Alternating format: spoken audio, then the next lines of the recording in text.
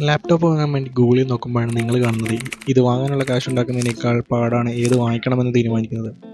കടയിൽ പോയാൽ salesman commission അടിക്കും, എന്നാൽ ഓൺലൈനിൽ നോക്കിയാൽ യൂട്യൂബർ കമ്മീഷൻ അടിക്കും. അങ്ങനെ തപ്പിക്കൊണ്ടിരിക്കുമ്പോഴാണ് നിങ്ങൾ കാണുന്നത് ഒരേ ലാപ്ടോപ്പ് തന്നെ UHP എന്ന പ്രോസസ്സർ വെച്ച് ഇറങ്ങുന്നുണ്ടെന്ന്. ഒറ്റ നോട്ടത്തിൽ എല്ലാം ലാപ്ടോപ്പ് ആണെങ്കിലും ഇതെല്ലാം ചില വ്യത്യാസങ്ങളുണ്ട്. സോ ഈ വീഡിയോയിൽ നമ്മൾ നോക്കാൻ പോകുന്ന UHP പ്രോസസ്സേഴ്സ് തമ്മിലുള്ള വ്യത്യാസം എന്താണെന്നാണ്. U സീരീസ് ഇതിൻ്റെ പെർഫോമൻസ് പറയുന്നത് പവർ ഒപ്റ്റിമൈസേഷന് വേണ്ടിയാണ്. പവർ കൺസംഷൻ വെരി ലോ ആയിരിക്കും, അതുകൊണ്ട് തന്നെ ബാറ്ററി ലൈഫ് ഭയങ്കര ഇമ്പ്രൂവ് ആയിരിക്കും. അതുപോലെ ഇത് തിൻ ആൻഡ് ലൈറ്റ് ലാപ്ടോപ്സിന് വേണ്ടിയിട്ട് മാത്രമാണ്. അതുപോലെ web browsing, office work, media consumption ഇതിന് വേണ്ടി മാത്രമാണ് പ്രോസസ്സർ അധികമായിട്ടും യൂസ് ചെയ്യാറുള്ളത്.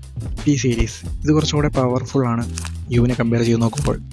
ഇത് പെർഫോമൻസും പവർ എഫിഷ്യൻസിയും കൂടെ ബാലൻസ് ചെയ്തിരിക്കുന്ന ഒരു പ്രോസസ്സറാണ്. പവർ കൺസംഷൻ നോക്കുകയാണെങ്കിൽ U സീരീസിനെക്കാട്ട് ഹയർ ആയിരിക്കും, എന്നാൽ ഡീസൻറ്റ് ബാറ്ററി ലൈഫ് ഇതിൽ നിന്ന് കിട്ടും. P സീരീസിലാണെങ്കിൽ ലൈറ്റ് ആയിട്ടുള്ള gaming, video editing, multitasking ഒക്കെ സുഖമായിട്ടാണ്. H സീരീസ് ഇതിൻ്റെ യൂസേജ് നോക്കുകയാണെങ്കിൽ ഇതും കൂടുതലായിട്ടും ഗെയിമിംഗ് ലാപ്ടോപ്സിലാണ് വരാറുള്ളത്. High performance and video editing, 3D rendering ഇതിനൊക്കെയാണ് ഇത് കൂടുതലായിട്ട് ഉപയോഗിക്കാറുള്ളത്. പവർ കൺസംഷൻ നോക്കുകയാണെങ്കിൽ യുവിനേക്കാളും P-യേക്കാളും ഏറ്റവും കൂടുതലായിരിക്കും ഇതിലെ power consumption. Gaming laptops and professional grade laptops ആണ് ഇത് കൂടുതലും ഈ പ്രോസസ്സർ ഉപയോഗിക്കാറുള്ളത്.